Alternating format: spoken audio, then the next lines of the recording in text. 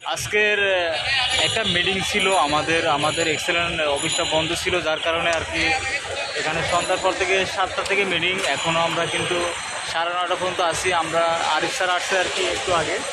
তো স্যার কিছু বলবেন আর কি আমাদের। তো অনেক বেশি ধন্যবাদ জানাচ্ছি আমাদের মামুন ভাইকে, যে আসলে এভরিডে এই পরিশ্রমটা করতেছে। তো আসলে পরিশ্রমের ফল বৃথা যায় না, এটা আমরা সবাই জানি। তো যারা আসলে বাসায় থেকে অনেক কিছু আশা করেন তাদের উদ্দেশ্যে আমি বলতেছি, আপনাদেরকে জলযন্ত্র উদাহরণ হিসেবে এই ভিডিওটা আজকে আপনাদের জন্য।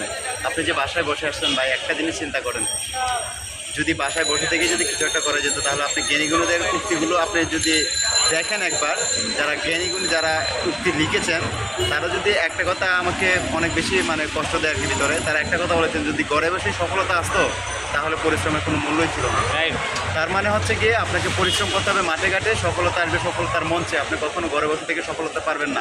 তাই সবার উদ্দেশ্যে একটা কথাই বলতেছি, এই মামুন ভাইকে দেখে রাখেন। মামুন ভাই যেরকম রনে বনে জনজঙ্গলে যেখানেই থাকুক না কেন, সবসময় মাঠে কাজ করে এবং মাঠে কাজ করে আল্লাহ রহমতে ভালো একটা রেজাল্ট এই মাসেই নিয়ে আসবে, এটা আমি আশা ব্যক্ত করে এখানেই আমি আমার বক্তব্য শেষ করলাম। ধন্যবাদ।